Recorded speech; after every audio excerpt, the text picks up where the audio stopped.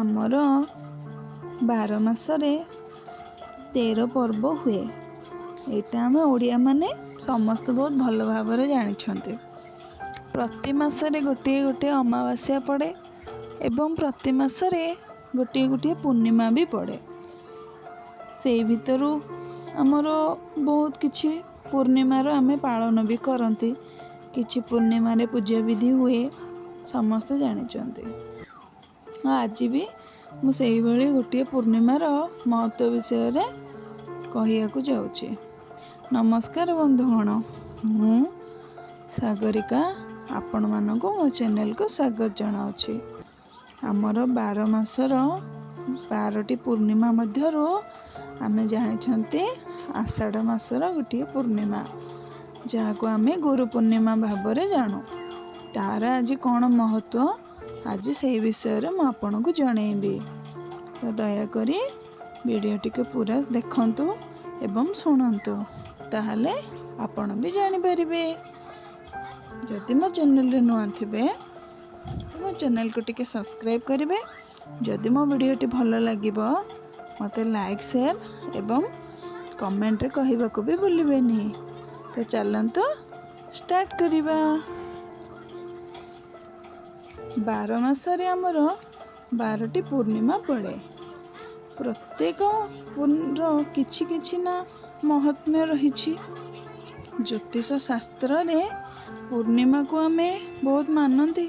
ବୃଷ୍ଟି ବେଳା ଭାବରେ ବି ବହୁତ ଜଣ ଲୋକ ମାନିଥାନ୍ତି ପୂର୍ଣ୍ଣିମାଟିକୁ, କିନ୍ତୁ ବାସ୍ତବରେ ଏଗୁଡ଼ିକ ଅତ୍ୟନ୍ତ ପବିତ୍ର ଆଉ ମହତ୍ ଭାବରେ ପରିପୂର୍ଣ୍ଣ।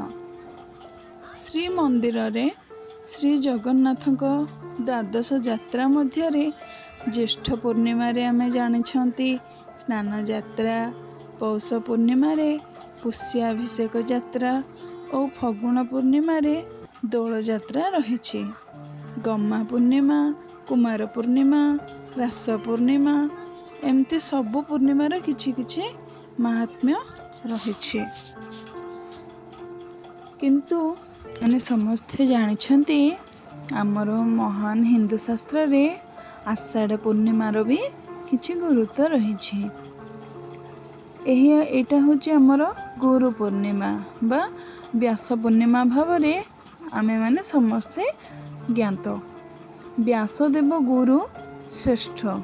ତାଙ୍କ ଆଦର୍ଶ, ଗୁଣରାଶି, ବିଚାର ସମଗ୍ର ମାନବ ଜାତିକୁ ଉଦ୍ବୁଦ୍ଧ। ଧର୍ମ ଦର୍ଶନ ଶାସ୍ତ୍ରରେ ଗୁରୁଙ୍କୁ ସାକ୍ଷାତ ପରବ୍ରହ୍ମ ଈଶ୍ୱର କୁହାଯାଇଛି। ଶାସ୍ତ୍ରମାନଙ୍କରେ ଗୁରୁ ଭକ୍ତିର ମହାନତା ବି ବହୁତ ବର୍ଣ୍ଣିତ ଅଛି। ଗୁରୁ କେମିତି ହେବା, ଏଇସବୁ ବି ବହୁତ ବର୍ଣ୍ଣନା କରାଯାଇଛି। ଗୁରୁ ଭାବରେ କାହାକୁ ସମ୍ମାନ ଦେବା ଉଚିତ, ତାହା ବି ଶାସ୍ତ୍ରକାରମାନେ ଲେଖିକି ଯାଇଛନ୍ତି। ବ୍ୟାସଦେବ ଏହିଭଳି ଜଣେ ସର୍ବଗୁଣ ସମ୍ପନ୍ନ, ମହତ୍ ଏବଂ ଗୁଣବାନ ପଣ୍ଡିତ ଗୁରୁ ଥିଲେ। ତ୍ୟାଗ, ସାଧନା, ନିଷ୍ଠା, ଆଦର୍ଶର ଅଧିକାରୀ ଅଟନ୍ତି। ତାଙ୍କର ଜନ୍ମଦିନ ଆଷାଢ଼ ପୂର୍ଣ୍ଣିମା। ସେଥିପାଇଁ ଏହି ଦିନଟିକୁ ଗୁରୁ ପୂର୍ଣ୍ଣିମା ବା ବ୍ୟାସ ପୂର୍ଣ୍ଣିମା ଭାବରେ ଜଣାଯାଏ। ଏହି ଦିବସରେ କୌଣସି ପ୍ରକାର ଧାର୍ମିକ ପର୍ବ ପାଳିତ ହେଉନଥିଲେ ମଧ୍ୟ ବ୍ୟକ୍ତିବିଶେଷ ପକ୍ଷରୁ ଶ୍ରଦ୍ଧାର ସହ କିଛି କିଛି ଲୋକ ପାଳନ କରୁଛନ୍ତି। ଗୁରୁଙ୍କ ଆଦର୍ଶରେ ଅନୁପ୍ରାଣିତ ହେବା, ତାଙ୍କ ଆଦର୍ଶକୁ ଗ୍ରହଣ କରିବା ଆମ ସବୁ ମାନବ ଜାତିମାନଙ୍କର ଧର୍ମ ଅଟେ। ଭଗବାନଙ୍କ ପୂଜାରେ ଯେତିକି ପୁଣ୍ୟ ଫଳ ମିଳିଥାଏ, ତାଠାରୁ ଅଧିକ ପୁଣ୍ୟ ମିଳିଥାଏ ଗୁରୁଦେବଙ୍କ ପୂଜା କରିବାରେ। ଗୁରୁ ପୂଜାର ମହାନ ପରମ୍ପରା ଆମ ଦେଶରେ ବହୁତ ପୂର୍ବରୁ ଚଳି ଆସିଛି। ଗୁରୁ ଗୌରବ ରକ୍ଷା ପାଇଁ ଆମେ ଏହି ଦିବସରେ ସଂକଳ୍ପ କରିବା ଉଚିତ। କେବଳ ଗନ୍ଧ, ପୁଷ୍ପ, ଚନ୍ଦନ ଦେଇ ପୂଜା କରିଦେଲେ ଯଥେଷ୍ଟ ହେବ ନାହିଁ। ତାଙ୍କର ଆଦର୍ଶ ଆମ ପାଇଁ ପ୍ରେରଣାର ଉତ୍ସ। ଗୁରୁଙ୍କ ନିକଟରେ ତ୍ୟାଗ ଭାବନା ସର୍ବସ୍ୱଙ୍କୁ ସମର୍ପଣ କରିବା ଉଚିତ। ଗୁରୁ ପୂଜା ଅବସରରେ ସମସ୍ତଙ୍କର ଏହା ଧ୍ୟାନ ଦେବା ଉଚିତ। ଅନେକ ଏହି ଗୁରୁ ପୂଜାର ପରମ୍ପରା ଦିବସର ତାତ୍ପର୍ଯ୍ୟ ମାନନ୍ତି ନାହିଁ।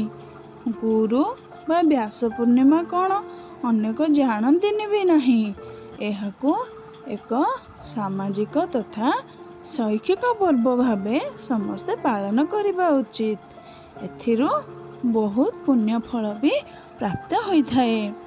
ଆପଣମାନେ ଯଦି ମୋ ଭିଡ଼ିଓଟିରୁ କିଛି ବି ଯଦି ଶିଖିବାକୁ ପାଇଥିବେ ତ ଦୟାକରି ମୋ ଚ୍ୟାନେଲକୁ ଟିକେ ସବସ୍କ୍ରାଇବ୍ କରନ୍ତୁ ଏବଂ ମୋତେ ବହୁତ ଭଲ ପାଇବା ଦିଅନ୍ତୁ, ତାକି ମୁଁ ବି ଟିକେ ଆଗକୁ ବଢ଼ିପାରିବି। ରହିଲି, ନମସ୍କାର, ଜୟ ଜଗନ୍ନାଥ।